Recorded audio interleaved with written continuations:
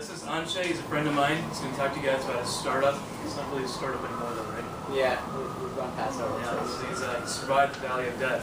He's here to tell you guys about his adventures. So, the company's called Verbal Plus Visual. He's going to focus on his entrepreneurial story behind that. So, like always, be informal, ask questions whenever you want, and enjoy. Cool. Thanks, guys. Good to be here. My name is Anshey. I am the principal and founder of Verbal Plus Visual.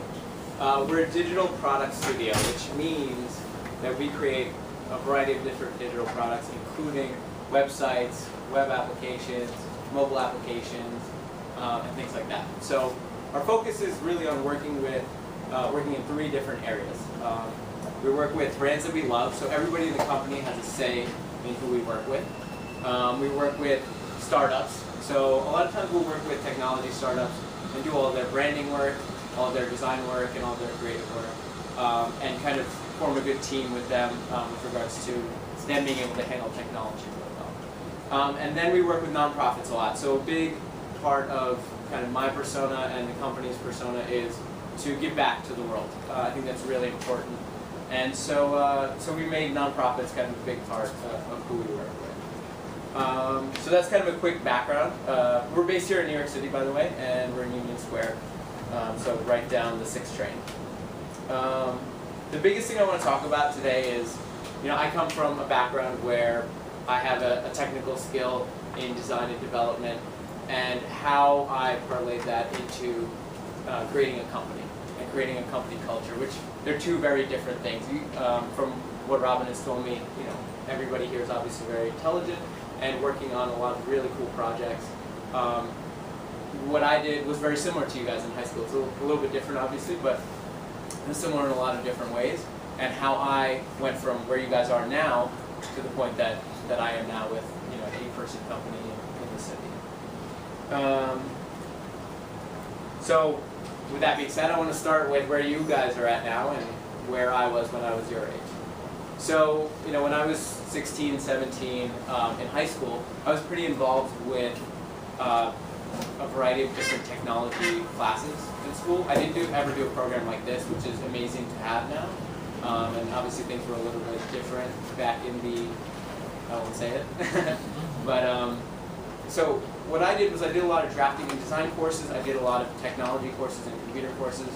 Again, things were quite a bit different. You don't have the access to things that you guys have now at your fingertips so easily. So you really had to work hard to kind of see where the future was going to go and really immerse yourself in the different technologies and computers and all that kind of stuff that was there. So I worked hard at drafting and design. I really figured out that I wanted to be in graphic design and computer technology, and those were kind of the two things that I found to be of most interest for myself. So what I did was, when I was applying for colleges my senior year, I really focused on that. And I think you guys are all right before applying for college, if I'm not mistaken, right?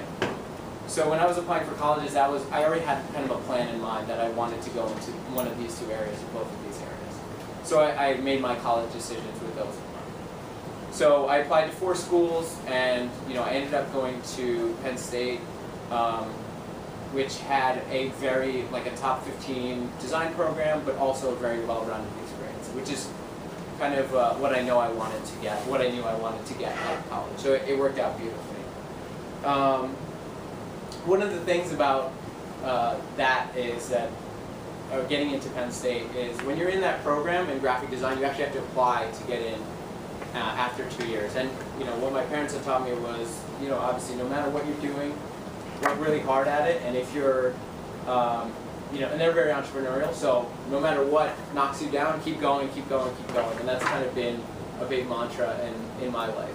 So going back to where I was when I was a sophomore at the end of college, in the middle of college, you have to apply to get in, and I actually didn't get in the first year, so I had to change my major and change everything up, and I learned a lot my junior year, and then I applied again. And I ended up getting in. And that taught me a huge lesson that you're going to have some setbacks at various points in time, especially when you're starting your own business, which I knew I wanted to do in the future at that point. So whatever comes your way, if you get knocked down, keep going, keep going, keep going. And learn from every experience as best you can, take those lessons and apply them. And luckily it worked out that I was able to get into that program, which is, again, it's a top program in the country, and kind of go through college that way. So I ended up with a degree in graphic design. It was actually a Bachelor of Science, so it was a lot of business courses as well. So what I learned when I was in school was make sure you're taking as many courses as you can that give you the experience you want for the long term. And I always knew I wanted to start a business, so it was kind of pretty apparent to me what kind of classes to take. And then I ended up with a minor in IT, which was very helpful. I learned a lot about programming, a little bit of engineering, nothing like what you guys are doing, but it gave me a very well-rounded background, which has proved very useful for running a business. So, you know, going off of what you guys are learning here, make sure that you're learning complementary skills as well beyond, and I know they're teaching you guys that here, but make sure you guys are always learning complementary skills to your technology and your engineering background.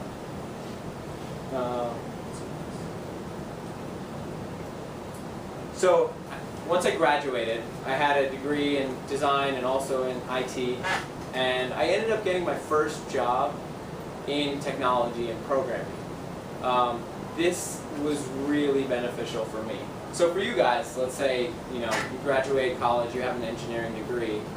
Make sure you're doing obviously engineering, but also have a job that kind of gives you some other skills if you ever want to start your own business. I think that's really important.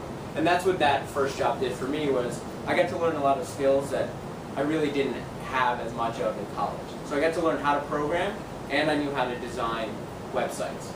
So I was able to basically, after 2 years of working, be in a position where I could design a website, build it out myself. On top of that, I had a background in business, both from my parents and my family background and from school. So I was in a perfect position to then quit my job and start my own business. So when I was 24, I quit my job. I went off on my own. I moved to the city on a whim and just started freelancing and designing and building websites. And this is kind of where the core of the entrepreneurial experience for me started in full depth. So obviously this is the most important part of what I'm going to talk about. When I started, I basically, like I said, I moved to the city. I took a big risk in moving to the city, and I just started freelancing. And I started building websites, and I contacted every single person I possibly could. And I took the skills that I had learned from a technical perspective and applied them to the experiences I had in college and in my first job from a business perspective. So I went out and I hustled like crazy. I basically knocked on every door I could, every organization I was a part of in college and high school, every parent, uncle, aunt, whatever, you name it, I reached out to them to talk to them about building their website. And that was I started when I was 24, I thought by 25, I'll be a millionaire, it'll be fine, I'll be good to go. And it but it didn't end up like that at 25. And again, I learned kind of the same lesson that I learned in college, was that the first year was very difficult. It was very hard. It's really difficult to start your own business. But as I started doing that for about a year and a half, I started to see the rewards of that hard work. And after about a year and a half, I formalized the company into an actual formal company with employees and everything. And so that was kind of a first big step for me, to get to the point where people were paying my business for the service that we were providing. And I had kind of set up a name for myself, which was really nice. But I had just one full-time employee at that point, and I wanted to grow it. So I formalized the business, and really just kept on hustling, kept on doing what I was doing. The type of business we were getting at that point was pretty small. We were doing a lot of mom and pop shops, a lot of small businesses here in New York, some businesses that were from college and things like that. So we weren't doing any big businesses or anything like that, but we were growing very slowly and steadily. Once we hit the 3-year mark, I really felt the first big shift in the business. We were able to hire another full-time employee. We got a very a relatively large contract with a startup that was well funded, and we did pretty well with it, but we had some troubles with it too. It was the first big project we were doing, and I think this was a big learning experience for me to go through doing small mom and pop shops. So as you're growing your business, if you're working on a business, you're going to have a lot of steps like these where you kind of reach a certain point, hit a snag, and you have to figure out how to fight through it. And that's been, again, a constant theme in business if you guys are going to start your own business at any point. So we had a really big client. We had a mobile app that we were doing for them, a website, web application, the whole nine, doing all their branding and everything. And the project got delayed by 2 or 3 months, and it was very difficult. And we ended up working basically double overtime to make sure that we finished the project. Even though it was late, we finished the project at a high level, and in the end the client was happy. So that was another kind of big hurdle to get through a first big project. And I'm going to show you guys some of our work as well that we've done when we're done here. So, but yeah, so from that point on, that was about 4 years ago. We've grown into an 8-person agency now. I think the hardest thing that we've had in business is not growing slowly and not growing too quickly. Because I think a lot of companies can grow quickly and they can burst. You hear about companies like Groupon's a huge example, but they grew really quickly and then they kind of fizzled out a lot. So what I'm building in this company is a company that can last for the long term, and that's been very, very important to me as well.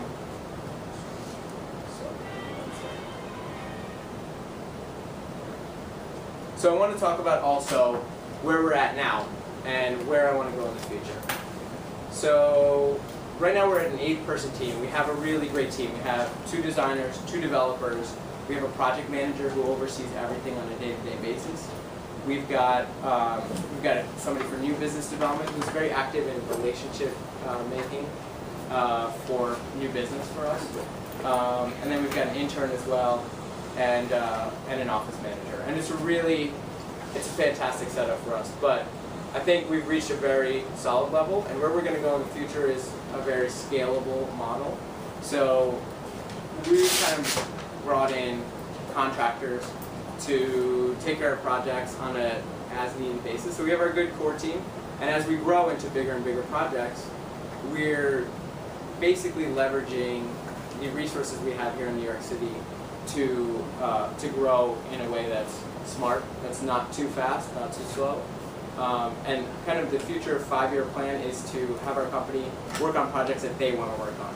So have everybody in the company have a say in, like, hey, so-and-so designer wants to create his own digital platform for nonprofits. There's actually one in our company that wants to create a platform where you can volunteer for things, and organizations can have their organization on this platform, and basically you can get connected and volunteer really quickly and easily. And so I think that kind of thing and doing that internally is really beneficial for the entire company. So yeah, that's kind of the gist of what I want to talk about background-wise. And then I want to see if you guys have any questions about the company, and I'll show you guys some of our work as well, so you can get a better understanding of what we do. So do the 2 developers, they do all the programming stuff? They do the bulk. Yeah, they do the bulk of the programming stuff, probably 90-95% of the programming works. What we do is, whenever we have a project where we need some, let's say, senior leadership or anything like that, we essentially have other contractors who are here in the city who kind of come into the office, work with them, to help them out, and guide them through things. But yeah, we just have 2 on staff. So you mentioned your 8-person team. Are you part of the 8-person team? Yeah. What's your? So my role has kind of shifted quite a bit. From when I started, I was very involved with the projects on a day-to-day basis. Now it's more about leading the company and figuring out where we're going to go in the future. So that's been a transition on my part. That's actually a really cool transition when you start a business, to go from being very involved in the day-to-day nuances of everything to how to grow a company to, let's say, a 50-person team over the course of 3 years. It's a different challenge. So it's a less technical challenge and a much more business-oriented challenge. What programming languages are the websites in? So we're doing a lot of PHP work. We're doing Ruby on Rails as well. We'll do some Python and Django from time to time. Not too often, but really Ruby on Rails, PHP are the main two. So no JavaScript? JavaScript is included in there. Yeah, we'll use a lot of JavaScript, HTML, CSS, HTML5, CSS3, all that kind of stuff. You guys have any other questions about the company?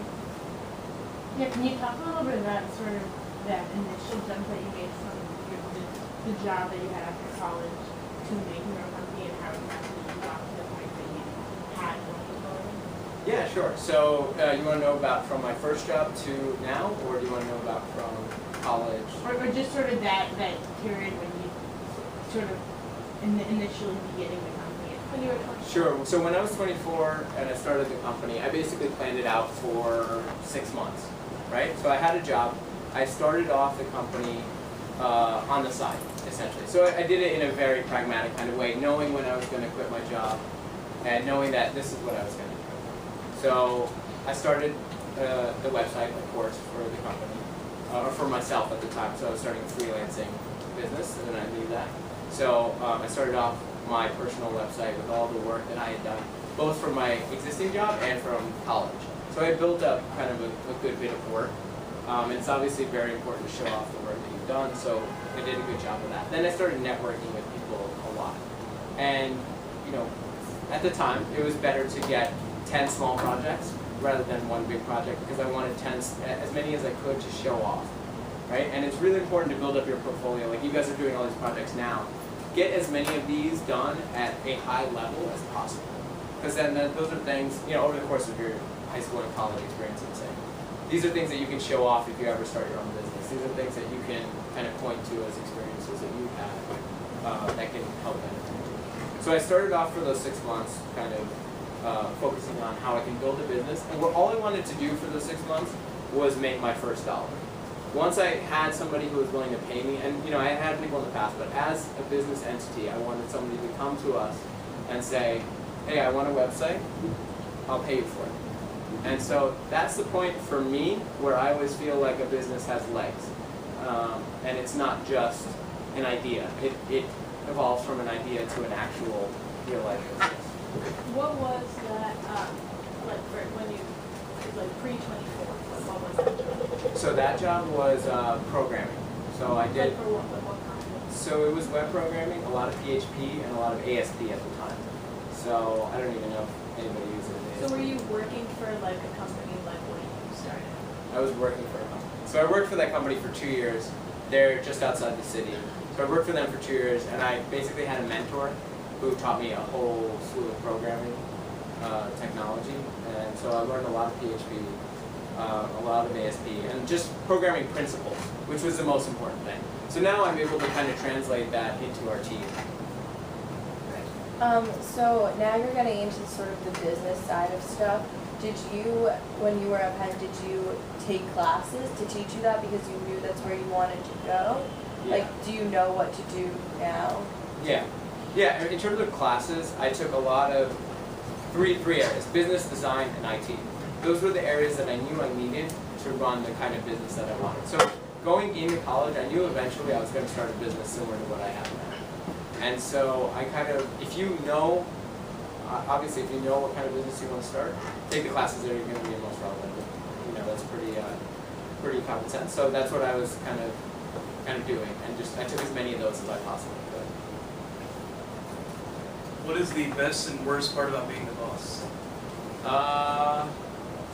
The best part is, well, I think the best part now is that when you struggle for a while, which, you know, growing a business is a struggle, and you reach a certain point, it is one of the best feelings in the world. It's probably one of the best feelings you'll have in your life when you take a business and make it into reality and you have a team of people with you. The hardest part or the worst part for me was, to be honest, financial struggle early in the business. I think that is one of the hardest things I've gone through personally. You don't all have to go through that, obviously. If you get funding, you get on salary, whatever have you.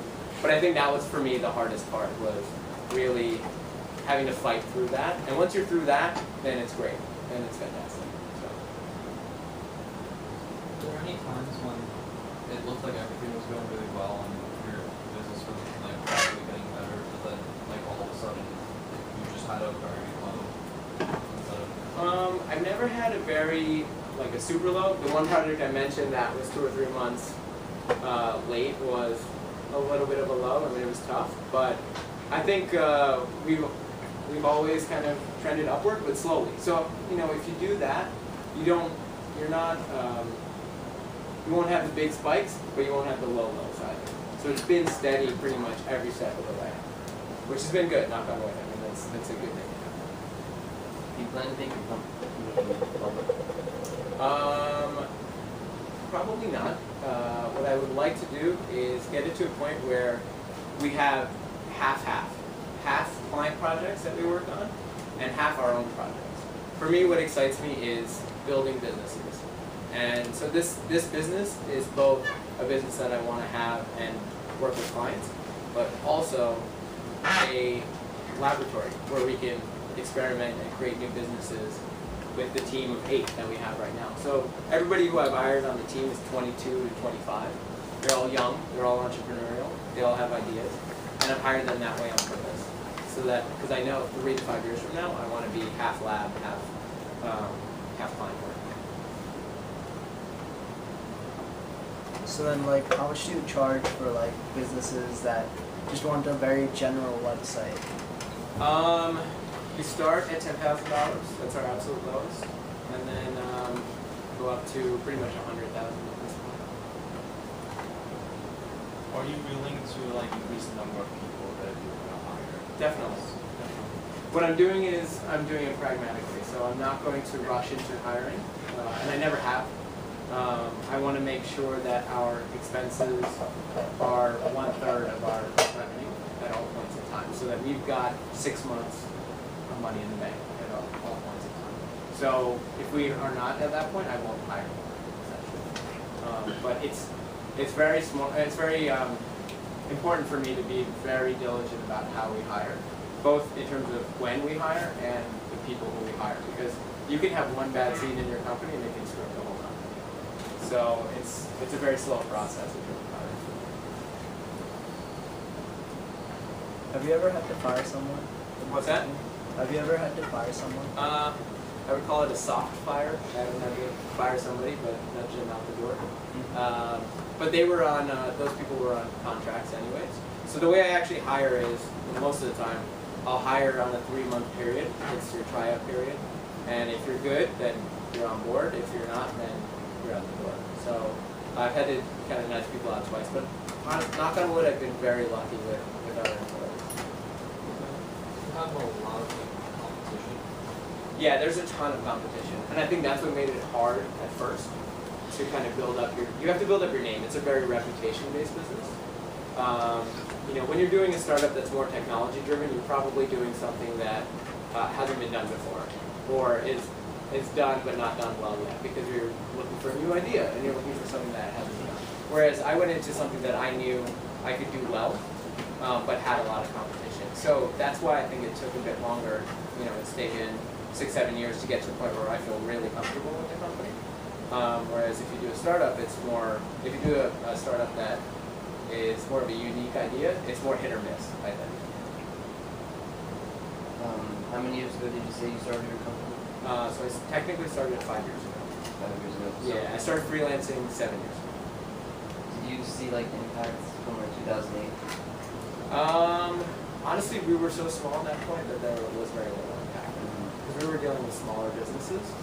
So while they were affected, they weren't affected in a way that they were cutting their spending from 100,000 to 50,000. They were cutting their spending from 5,000 to 4,000. So it wasn't as big of an impact for my company at that time. If we were where we're at now, I'm sure there would be an impact. So what's like your thing that makes you guys like, why should your client pick you? We actually try to pick our clients. So that's a big thing for us, is we actively, everybody in the company has a say in who we work with. We have our weekly meeting every Wednesday. So yesterday, every Wednesday, people can bring up a company that they want to work with. Then, once they bring up the company they want to work with, everybody in the company votes on that company. And if it's not 100% unanimous, then they don't go on our list. We actually have a list on our website that we publish. So is that company that you guys talked about in your Wednesday meeting, like do you now email that company or is that company We have a already plan, expressed interest? So sometimes they've expressed interest, but for the most part, we reach out to them. And so we do that in a variety of different ways. We'll write a blog post about them sometimes. We'll reach out, if we have a contact there, we'll reach out to that contact. But it's a very, how should I say, it's a very in-depth process. It's not just like cold calling them. We want to make sure we're doing it very intelligently and very smartly, especially depending upon the company, because it's a wide range of companies. How do you source that list of companies you want to work with? In terms of, like, how do we get the names of those companies? Yeah, like so, like what initiates that intrigue?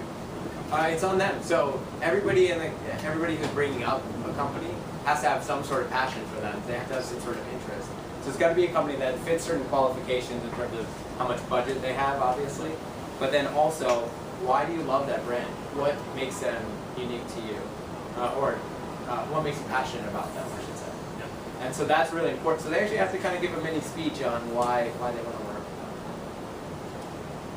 Yeah, how sort of successful have you been in getting, sort of once you decide that you want to work with this company, how many of those companies have sort of wanted to work with you? Sure, so we instituted this about 6 to 8 months ago, and we've gotten about 3 or 4 so far. And it's a slow process in terms of your reach out, right? Because you got to write a blog post, you got to reach out. Sometimes you'll reach out, like one of our potential clients is Fortune magazine.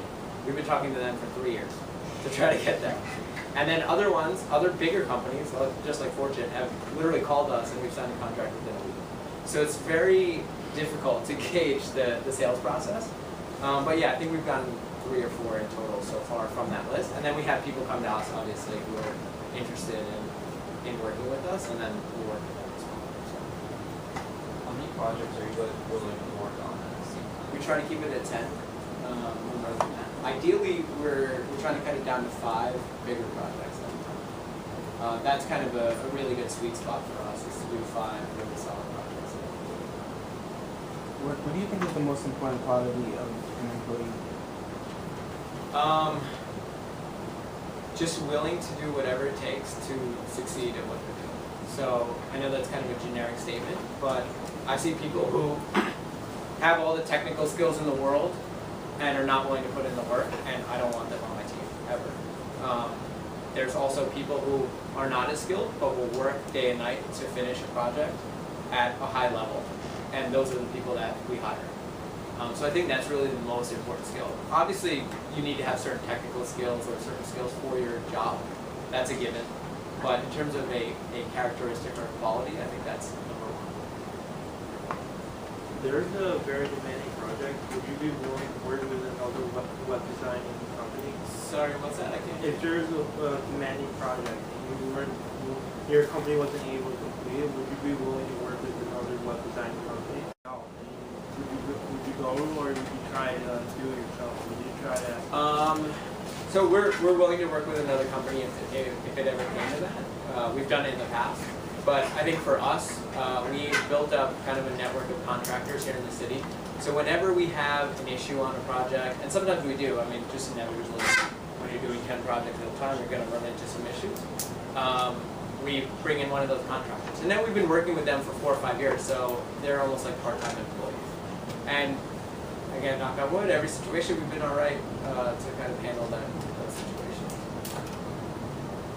You guys have any other questions? How do you determine your selling price for like a website? Sure. So we try to take the amount of hours, general amount of hours that it will take to do, and then we try to multiply it by about 1.5. Sometimes we have, if a client's going to be a pain and we know they're going to be a pain, we'll charge them a little more. If a client's going to be good and we know they'll be good, we'll charge them a little bit less. We're okay with that. Or if it's a past client, maybe we'll charge them a little bit less. But that's a general formula, just to get to kind of a general price level. If we have no idea how much it's going to be, like how much time it's going to be, which happens on web applications mainly, we'll just charge hourly. And we'll tell the client up front, this is just hourly, however many hours it takes. On average, how long is each project? 3 to 4 months. So we go through 4 main phases. We go through a strategy phase where we plan everything out. So we've got 6 or 7 documents that we put together for the client. Then the creative phase where we actually wireframe, just essentially plan out everything that we're going to be doing on the site. Then we design it on top of that, so we put how it's going to look together, the fonts, the colors, etc., etc. And we'll design it for responsive design. I don't know if you guys are familiar with that, but it's basically sites that will adjust to your screen size, all the way from mobile up to a large desktop.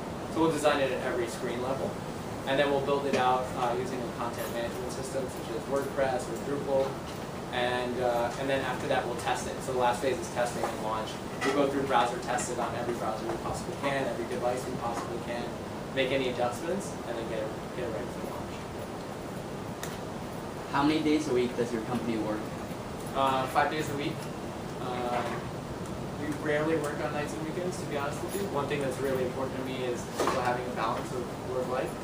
I don't want people to throw themselves over their job. But at the same time, if people need to work late, they do it. I treat everybody as adults, and if you have something to do, you take care of it. Is there a minimum amount of hours per day you have to? The office hours are 96. But again, I try to treat everybody as adults. If you need to take care of something, if you have a doctor's appointment, just let me know. But go do what you need to do. If your project takes significantly less time than you expected, would you go below, like the price below what you consider to be the minimum of like 10,000? I think you said.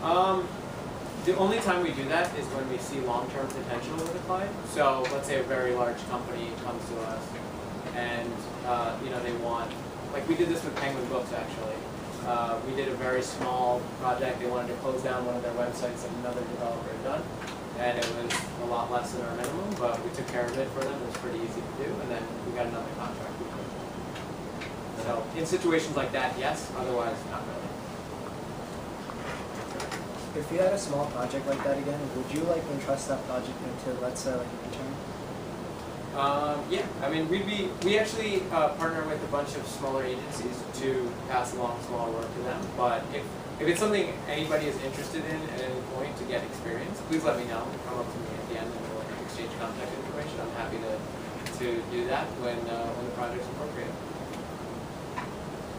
Cool. Could you give a lasting bit of advice to aspiring entrepreneurs?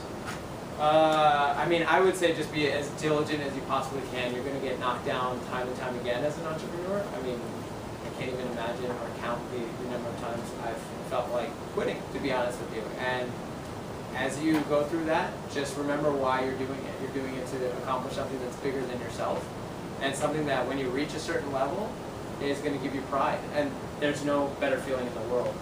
So just keep that in mind when you're going through your entrepreneurship, or your entrepreneurial career, I should say. Thank you. Cool.